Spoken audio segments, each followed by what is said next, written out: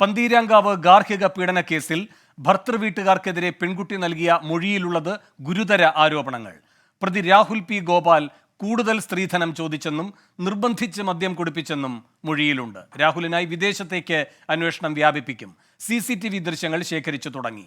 മാപ്പല്ല, നീതിയാണ് വേണ്ടത് എന്ന് പെൺകുട്ടിയുടെ പിതാവ് 24-നോട് പറഞ്ഞു. അതിലിപ്പോൾ മാപ്പ് ചോദിച്ചതിൽ കാര്യമില്ല. കാരണം എന്ന് വെച്ചാൽ അത്രയും ക്രൂരമായിട്ടുള്ളൊരു മർദ്ദനമല്ലേ. കേവലം ഒരടിയോ അല്ലെങ്കിൽ ഒരു പിച്ചോ അല്ലല്ലോ.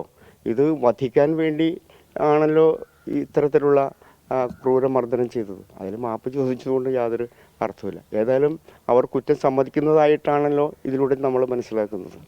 അതിന് ആ കുറ്റം ചെയ്തതിന് അവൻ ശിക്ഷ അനുഭവിക്കേണ്ടതായിട്ട് തന്നെ വരും.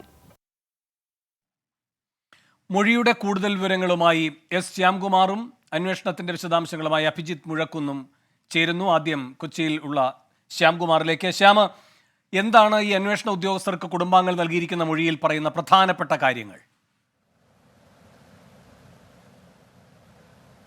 വേണു, ഇന്നലെ രാത്രി പന്തീരങ്കാവ് അസിസ്റ്റന്റ് കമ്മീഷണർ നേതൃത്വത്തിലാണ് പെൺകുട്ടിയുടെ മൊഴി രേഖപ്പെടുത്തിയത്. ഈ മൊഴിയിലാണ് പെൺകുട്ടി തനിക്ക് നേരിട്ട ദുരനുഭവങ്ങൾ അത് വളരെ വ്യക്തമായി തന്നെ വിവരിക്കുന്നത്. 6 പേജുള്ള മൊഴിയിൽ പെൺകുട്ടി പറയുന്നത് 12-ാം തീയതി രാവിലെ പുലർച്ചെയാണ് തനിക്ക് മർദ്ദനമേറ്റത് എന്നുള്ളതാണ്. ഇതിൽ പ്രധാനപ്പെട്ട കാര്യം, മർദ്ദിക്കുന്നതിന് മുൻപ് തൻ്റെ മാതാവിനെ കുറിച്ച് പെൺകുട്ടി പറഞ്ഞ പരാതി അത് പറഞ്ഞാണ് ആദ്യം മർദ്ദനം തുടങ്ങിയത്. പിന്നീട് തനിക്ക് കൂടുതൽ സ്ത്രീധനത്തിന് അർഹതയുണ്ട്, അത് തരുമോ എന്ന് ചോദിച്ചു മർദ്ദിച്ചു. ഇതിനു മുൻപ് ഇവർ മാതാവും ഈ ഭർത്താവിൻ്റെ മാതാവും ഭർത്താവും അദ്ദേഹത്തിൻ്റെ ഒരു സുഹൃത്തും കൂടി മദ്യപിച്ചിരുന്നു. തന്നെ മദ്യം കുടിക്കാൻ നിർബന്ധിച്ചു. അത് എതിർത്തപ്പോൾ ബിയർ നിർബന്ധിച്ച് തൻ്റെ വായിലൊഴിച്ചു. ഇതേ തുടർന്ന് താൻ അവിടെ ഛർദ്ദിക്കുകയും മറ്റും ചെയ്തു. പിന്നീടാണ് മുറിയിലെത്തി തന്നെ മർദ്ദിച്ചത്. ഈ മർദ്ദിക്കുന്ന സമയത്തൊക്കെ തൊട്ടടുത്ത മുറികളിൽ ഇയാളുടെ മാതാവും സുഹൃത്തുക്കളും അടക്കം ഉൾപ്പെടെ ഉണ്ടായിരുന്നു. പക്ഷേ അവരാരും മർദ്ദനത്തിൻ്റെ വിവരങ്ങൾ ചോദിക്കാനോ തന്നോട് പിറ്റേ ദിവസം പോലും ഇതിനെക്കുറിച്ച് സംസാരിക്കാനോ തയ്യാറായില്ല എന്നുള്ളതാണ് പറയുന്നത്. ഏറ്റവും പ്രധാനപ്പെട്ട കാര്യം, വിവാഹ ദിവസം തന്നെ തൻ്റെ ഫോൺ ഈ ഭർത്താവ് വാങ്ങിവെച്ചിരുന്നു. തനിക്ക് വന്ന അഭിനന്ദന മെസ്സേജുകൾ ഉൾപ്പെടെ വായിച്ച സംശയത്തോടെയാണ് തന്നോട് പെരുമാറിയത്. മുൻപ് വിവാഹാലോചനയുമായി വന്ന ഒരു ചെറുപ്പക്കാരൻ തനിക്ക് കല്യാണം കഴിഞ്ഞപ്പോൾ അഭിനന്ദന മെസ്സേജ് അയച്ചിരുന്നു. ആ സന്ദേശം വായിച്ച് സംശയം പ്രകടിപ്പിച്ചുകൊണ്ടാണ് പിന്നീട് തന്നോട് സംസാരിക്കുകയും തന്നെ മർദ്ദിക്കുമ്പോൾ പോലും ഇക്കാര്യം പറഞ്ഞുകൊണ്ടാണ് മർദ്ദിച്ചത് എന്നുള്ളതാണ് ആ പെൺകുട്ടി നൽകിയിരിക്കുന്ന മൊഴി. ഏതായാലും ഈ മൊഴി പെൺകുട്ടി വിശദമായി തന്നെ നൽകിയിട്ടുണ്ട്. 6 പേജിലധികം അടക്കമുള്ള മൊഴിയാണ് നൽകിയിരിക്കുന്നത്. മർദ്ദന വിവരം അറിഞ്ഞിട്ടും ഈ മാതാവ് ഉൾപ്പെടെയുള്ളവർ പിറ്റേ ദിവസം പോലും തന്നോട് ഇക്കാര്യം ചോദിക്കാൻ തയ്യാറായില്ല എന്നുള്ളത് ഒരു ഗൗരവകരമായ കാര്യമാണ്. ശരീരത്തിൽ ഉൾപ്പെടെ പരിക്കുകളുടെ പാടുകൾ അവർക്കൊക്കെ കാണാമായിരുന്നുവെന്നും ഈ പെൺകുട്ടി പറയുന്നുണ്ട്. ഏതായാലും ഈ മൊഴിയാണ് ഇപ്പോൾ അന്വേഷണ സംഘം രേഖപ്പെടുത്തുകയും അതിൻ്റെ തുടർ നടപടികളിലേക്ക് പോവുകയും ചെയ്തിരിക്കുന്നത്.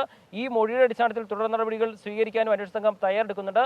ഏതായാലും ആ പെൺകുട്ടിക്ക് നേരിടേണ്ടി വന്ന അതിക്രൂരമായ മർദ്ദനത്തിന്റെ വിശദാംശങ്ങളാണ് ആ മൊഴിയിലൂടെ അന്വേഷണ സംഘത്തിനും ഇപ്പോൾ ലഭിച്ചിരിക്കുന്നത്. വേണു, ശ്യാമ, ഈ പെൺകുട്ടിയുടെ അച്ഛനും അമ്മയും ഒക്കെ മൊഴി നൽകിയോ? അതിന്റെ വിവരങ്ങൾ എന്താണെന്ന് അറിയാൻ കഴിഞ്ഞോ? വേണു, പെൺകുട്ടിയുടെ മാതാപിതാക്കളുടെ മൊഴിയിൽ അതിൽ പറയുന്നത് അവർ ആ വീട്ടിലെത്തിയ ശേഷം കണ്ട കാര്യങ്ങൾ, തങ്ങളുടെ മകൾക്ക് ഉണ്ടായ ആ ദുരനുഭവങ്ങളുടെ വിശദാംശങ്ങളാണ് ആ മൊഴിയിൽ രേഖപ്പെടുത്തിയിരിക്കുന്നത്. പക്ഷേ പ്രധാനമായും അന്വേഷണ സംഘം വിലയിരുത്തുന്നതും പരിഗണിക്കുന്നതും പെൺകുട്ടിയുടെ മൊഴിയാണ്. കാരണം നവവധുവിനെ വിവാഹത്തിൻ്റെ അന്ന് തന്നെ ഫോൺ പിടിച്ചു മേടിക്കുകയും അതിലേക്ക് വന്ന മെസ്സേജുകളടക്കം സംശയത്തോടെ നോക്കുകയും പിന്നീട് അതിൻ്റെ പേര് പറഞ്ഞ് മർദ്ദിക്കുകയും ഒക്കെ ചെയ്ത ഒരു ഭർത്താവ്, അത്രയും ക്രൂരമായ മർദ്ദനം ഏറ്റിട്ടും ആ പെൺകുട്ടിയുടെ കരച്ചിൽ കേട്ടിട്ടും സഹായിക്കാൻ പോലും ചെല്ലാതിരുന്ന കുടുംബാംഗങ്ങളും സുഹൃത്തുക്കളും, ആ സുഹൃത്തുക്കളെ ഉൾപ്പെടെ ഒരുപക്ഷെ ഈ കേസിന്റെ ഭാഗമായി വിളിച്ചു വരുത്തുകയോ ഈ കേസിൽ പ്രതി ചേർക്കപ്പെടുകയോ ചെയ്യാം. കാരണം നവവധുവിനെ നിർബന്ധിച്ച് മദ്യം കുടിപ്പിക്കാൻ ശ്രമിക്കുകയും എതിർത്തപ്പോൾ ബലം പ്രയോഗിച്ച് വായിൽ മദ്യം നൽകുകയും ഒക്കെ ചെയ്തു എന്ന് ആ പെൺകുട്ടിയുടെ മൊഴിയിൽ പറയുന്നുണ്ട്. ഏതായാലും ഈ മൊഴി ഇന്ന് അസിസ്റ്റന്റ് കമ്മീഷണറുടെയും കമ്മീഷണറുടെയും നേതൃത്വത്തിൽ വിലയിരുത്തും. തുടർന്നാകും അതിന്റെ അടുത്ത ഘട്ടത്തിലേക്ക് കടക്കുക. ഏതായാലും ഈ കേസിൽ കൂടുതൽ പ്രതി, ഒരുപക്ഷെ ഭർത്താവിന് പുറമെ കൂടുതൽ പ്രതികൾ ഉണ്ടാകാനുള്ള സാധ്യത പോലും അന്വേഷണ സംഘം തള്ളിക്കളയുന്നില്ല. കാരണം ഒരു പെൺകുട്ടിയെ വീട്ടിൽ മർദ്ദിച്ചപ്പോൾ അത് കണ്ടു നിന്നവരും ഈ കേസിൽ പ്രതികളാകാൻ സാഹചര്യമുണ്ട്. അത് ഗാർഹിക പീഡന നിയമത്തിന്റെ പരിധിയിൽ വരുന്ന ഒരു കുറ്റകൃത്യം കൂടിയാണ്. അതുകൊണ്ട് തന്നെ ഒരുപക്ഷെ ഈ പെൺകുട്ടിയുടെ ഭർത്താവിന്റെ മാതാവും ആ വീട്ടിൽ ഉണ്ടായിരുന്നു എന്ന് പറയുന്ന സുഹൃത്തും ഉൾപ്പെടെ ഈ കേസിൽ പ്രതികളാകാനുള്ള സാഹചര്യവും അന്വേഷണ സംഘം തള്ളിക്കളയുന്നില്ല. ഏതായാലും പെൺകുട്ടിയുടെ മൊഴിയുടെ അടിസ്ഥാനത്തിൽ കൂടുതൽ അന്വേഷണത്തിലേക്ക് കടക്കുകയാണ് അന്വേഷണ സംഘം. ശരി, അഭിജിത്ത് മുഴക്കുന്നും കോഴിക്കോട് നിന്ന് ചേരുന്നുണ്ട്. അഭിജിത്ത്, എങ്ങനെയാണ് അന്വേഷണ പുരോഗതി? ഫറോക്ക് ACP സാജു കെ എബ്രഹാമിന്റെ നേതൃത്വത്തിലുള്ള സംഘത്തിന്റെ അന്വേഷണം പുരോഗമിച്ചുകൊണ്ടിരിക്കുകയാണ്. ഇന്നലെയാണ് പെൺകുട്ടിയുടെ വീട്ടിലെത്തി പെൺകുട്ടിയുടെയും ഒപ്പം പെൺകുട്ടിയുടെ മാതാപിതാക്കളുടെയും ബന്ധുക്കളുടെയും മൊഴി അന്വേഷണ സംഘം രേഖപ്പെടുത്തിയത്. അതിനുശേഷം ഇന്ന് തിരിച്ചെത്തിയ സംഘം നമുക്ക് നിലവിൽ ലഭിക്കുന്ന വിവരമനുസരിച്ച് ഈ രാഹുലിന്റെ മാതാവിന്റെയും സഹോദരിയുടെയും മൊഴി രേഖപ്പെടുത്തുമെന്നുള്ളതാണ്. ഒപ്പം തന്നെ ഏറ്റവും പ്രധാനപ്പെട്ട കാര്യം, ഇന്നലെ പുറത്തു വന്ന വിവരം ഈ രാഹുൽ വിദേശത്തേക്ക് കടന്നുകളഞ്ഞു എന്നുള്ളതാണ്.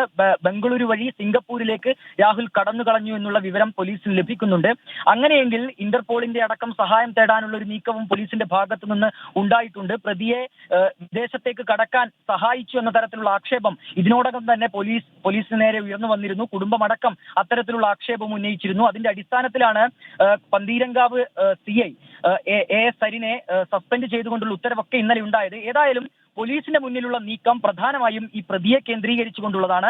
പ്രതിയെ പിടിക്കുക, പ്രതിയെ കണ്ടെത്തുക എന്നുള്ളത് പോലീസിന്റെ പ്രധാന നീക്കമാണ്. അതിന്റെ ഭാഗമായി വിദേശത്തേക്കും അന്വേഷണം വ്യാപിപ്പിക്കാനുള്ള നീക്കം പോലീസ് നടത്തുന്നുണ്ട്. കൂടാതെ ഞാൻ നേരത്തെ സൂചിപ്പിച്ചതുപോലെ തന്നെ ഈ രാഹുലിന്റെ അമ്മയുടെയും സഹോദരിയുടെയും മൊഴി രേഖപ്പെടുത്താനുള്ള നീക്കം നടത്തുന്നുണ്ട്. കൂടാതെ ഈ രാഹുലിന്റെ വീട്ടിലെ CCTV ദൃശ്യങ്ങൾ ശേഖരിക്കാനുള്ള നടപടിയും ഇതിനോടകം പോലീസ് ആരംഭിച്ചിട്ടുണ്ട്. ഈ CCTV ദൃശ്യങ്ങളിൽ രാഹുൽ വീട്ടിൽ നിന്ന് പുറത്തിറങ്ങിയതടക്കമുള്ള ദൃശ്യങ്ങൾ ഉണ്ട് എന്നുള്ളതാണ് പ്രധാനപ്പെട്ട കാര്യം. അങ്ങനെയെങ്കിൽ ഈ അമ്മ ഇന്നലെ പറഞ്ഞത് രാഹുൽ തലേ ദിവസം ഉച്ചവരെ വീട്ടിലുണ്ടായിരുന്നു എന്നുള്ളതാണ്.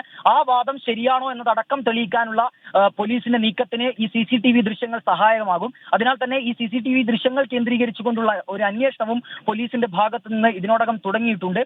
ഏതായാലും പോലീസ് ഈ ഒരു അന്വേഷണവുമായി ഫറോക്ക് ACP സാജു കെ എബ്രഹാമിന്റെ നേതൃത്വത്തിലുള്ള സംഘം മുന്നോട്ട് നീങ്ങുകയാണ്. വേണു, ശരി. പന്തീരങ്കാവ് കേസിൽ യുവതിയുടെ മൊഴിയുടെ വിശദാംശങ്ങൾ പുറത്തുവരികയാണ്. നിർബന്ധിച്ച് മദ്യം കുടിപ്പിച്ചു, മർദ്ദിച്ചു എന്നതടക്കമുള്ള ഞെട്ടിക്കുന്ന വിവരങ്ങളാണ് പെൺകുട്ടി അന്വേഷണ സംഘത്തോട് പങ്കുവച്ചിരിക്കുന്നത്. വിശദാംശങ്ങളാണ് അഭിജിത്ത് മുഴക്കുന്നും S ശ്യാംകുമാറും നൽകിയത്.